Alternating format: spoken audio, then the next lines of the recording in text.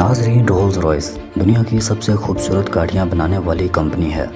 Rolls Royce کو اگر گاڑیوں کی ملکہ کہا جائے تو یہ بالکل بھی غلط نہیں ہوگا، لیکن کیا آپ جانتے ہیں کہ رولز رائس کی ابتدا ایک ایسے بچے نے کی تھی جس کا پورا بچپن غریبی اور چائلڈ لیبر میں گزرا۔ ناظرین، رولز رائس دنیا کی سب سے لگژریس کارز بنانے والی کمپنی ہے اور دنیا کے سب سے امیر ترین لوگ رولز رائس کو خریدنے کے خواب دیکھتے ہیں۔ ناظرین، آج کی اس ویڈیو میں ہم بات کرنے والے ہیں ایک ایسے بچے کے بارے میں جو ایک غریب خاندان میں پیدا ہو کر ایک ورلڈ کلاس کمپنی بناتا ہے جس کا نام رکھا جاتا ہے رولز رائس۔ ناظرین، کہانی کی شروعات ہوتی ہے 1863 سے، جب انگلینڈ کے گھر میں ایک بچہ جنم لیتا ہے جس کا نام رکھا جاتا ہے ہنری رائس۔ ناظرین، رائس نے شروع ہی سے بہت مشکلات کا سامنا کیا۔ رائس کی عمر ابھی 4 سال تھی جب اس کے باپ کا بزنس ہمیشہ کے لیے کریش کر گیا، اور جب ہنری 9 سال کی عمر میں پہنچے تو انہوں نے اپنے باپ کو ہمیشہ کے لیے کھو دیا، اور اس کے بعد ہنری کی مدر کو ایک میڈ کا کام کرنا پڑا اور ہنری نیوز پیپر ڈیلیوری کا کام کرنے لگے۔ ناظرین، ہنری کی لائف میں پرابلم بڑھتی ہی چلی جا رہی تھی، مگر 14 سال کی عمر میں ان کی زندگی میں ایک ٹرننگ پوائنٹ آتا ہے۔ ہنری کی کانٹ نے جب ان میں بے حد کام کرنے کی لگن دیکھی تو ہنری کو گریٹ نارتھن کمپنی میں ایز اپرینٹس جوائن کروا دیا۔ اگلے 3 سال ہنری نے بے حد محنت کی اور فیکٹری میں کام کرنے کے ساتھ ساتھ بکس کو بھی کلوزلی پڑھا۔ ہنری نے فیکٹری میں کام کرتے ہوئے الیکٹرونک کے کام کو بڑی توجہ سے سیکھا اور 17 سال کی عمر میں وہ فلی مکینک بن چکے تھے، اور 21 سال کی عمر میں وہ میکسم وسٹرن نامی کمپنی میں ایز اے انجینئر کام کر رہے تھے۔ لیکن فائنینشیل پرابلمز کی وجہ سے یہ کمپنی بہت جلد بند ہونے والی تھی۔ ہنری کے پاس اور بھی بہت سی کمپنیز میں کام کرنے کا آپشن موجود تھا، مگر انہوں نے خود کی الیکٹرک کمپنی کھولنے کا فیصلہ لیا۔ تو انہوں نے ایک چھوٹے سے آفس سے شروعات کی اور اپنے ایک دوست کو بھی ساتھ ملا لیا۔ شروعات میں ہنری کو جو بھی چھوٹا موٹا کام ملا انہوں نے ضرور کیا، یہاں تک کہ سلائی مشین ریپیئر کرنے تک کا بھی کام انہوں نے کیا۔ لیکن وقت کے ساتھ ہنری نے محسوس کیا کہ الیکٹریکل لائٹنگ اور فٹنگ کی ڈیمانڈ بہت بڑھتی جا رہی ہے، اور ڈیمانڈ کو دیکھتے ہوئے انہوں نے الیکٹریکل اپلائنسز کو مینوفیکچر کرنے کا کام شروع کیا۔ ناظرین، رائس وہ پہلا انسان تھا جس نے بلب ہولڈر اور الیکٹریکل ڈور بیل انوینٹ کی تھی، اور اس کام نے کمپنی کی قسمت بدل کر رکھ دی، اور 1900 تک کمپنی کی سیل 20,000 پاؤنڈز تک پہنچ چکی تھی، اور 1901 میں رائس کی قسمت تبدیل ہونے والی تھی۔ ناظرین، 1901 میں برٹش اور جرمن کمپنیوں نے الیکٹرونک مارکیٹ میں قدم رکھا، الیکٹریکل اپلائنسز کی قیمتیں ڈاؤن ہو گئیں اور رائس کا بزنس کریش کرنے لگا، اور یہ دیکھ کر رائس کی فزیکل ہیلتھ کافی خراب ہونے لگی۔ ڈاکٹر سے کنسلٹ کرنے کے بعد ڈاکٹر نے انہیں صاف ستھرے ماحول میں رہنے کا مشورہ دیا اور سفر کرنے کے لیے ایک گاڑی خریدنے کی صلاح بھی دی۔ ناظرین، رائس نے ڈیکاویل نامی ایک کار خریدی جو بہت زیادہ آواز کرتی تھی اور اس کی بریک بھی ان ایفیکٹو تھی۔ اس کے چلتے رائس نے کار کو ری ڈیزائن کرنے کا فیصلہ لیا۔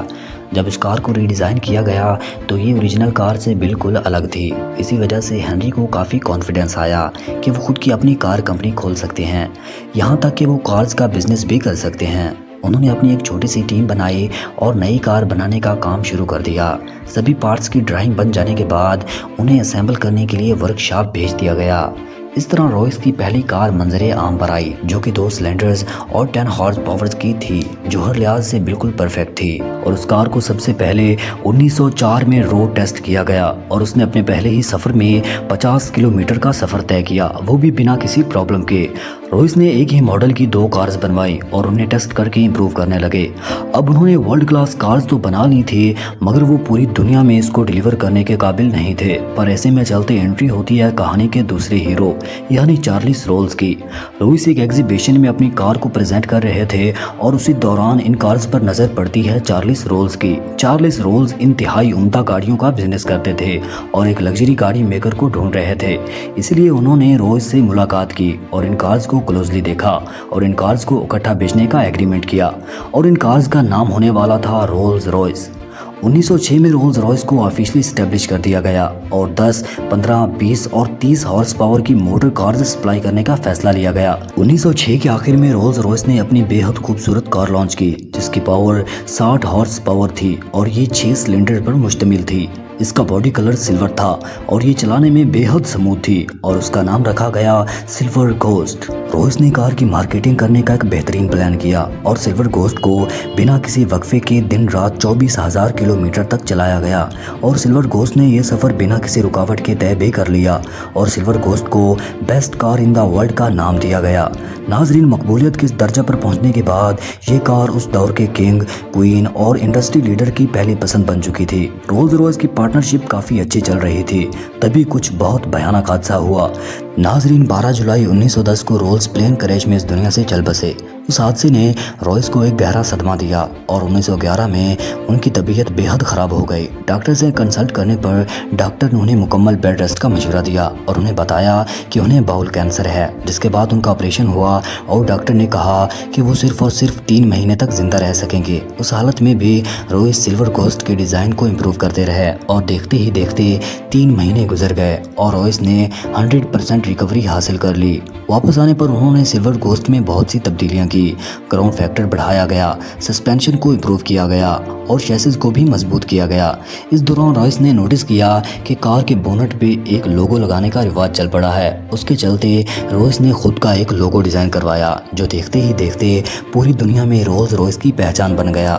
ناظرین، رولز رویس کی عمدہ گاڑیوں کی بدولت ان کی سیلز اور پروفٹ کافی گرو کر چکا تھا۔ یہ 1913 تک ان کی سیلز 90,000 پاؤنڈ تک پہنچ چکی تھیں اور اسی دوران کچھ ایسا ہوا جس نے رولز رویس کو آلموسٹ برباد کر دیا اور وہ تھی ورلڈ وار 1۔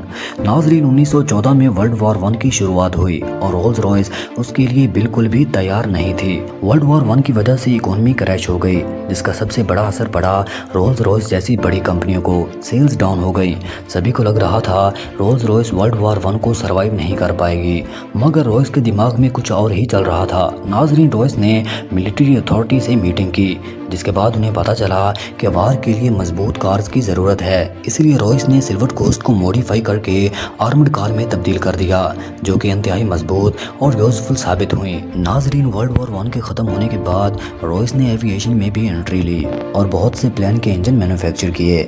ایئر فورس اور کمرشل پلین میں استعمال ہونے والے انجن زیادہ تر رولز رویس کے ہی ہوتے ہیں۔ ناظرین، آج کے دور میں بھی رولز رویس کو لگژری گاڑیوں کا سمبل مانا جاتا ہے۔ رولز رویس بنانے والی کمپنی بہت زیادہ گرو کر چکی تھی۔ رولز رویس کی شروعات کرنے والے ہنری رویس 12 اپریل 1933 کو اس دنیا سے چل بسے۔ ناظرین، امید کرتا ہوں کہ آپ کو ہماری آج کی ویڈیو اچھی لگی ہوگی۔ مزید ایسی انفارمیٹیو ویڈیوز دیکھنے کے لیے ہمارے یوٹیوب چینل راؤنڈ فیکٹس کو کریں سبسکرائب اور دبائیں بیل آئیکن کو، تاکہ مزید ایسی انفارمیٹیو ویڈیوز آپ تک بآسانی پہنچ سکیں۔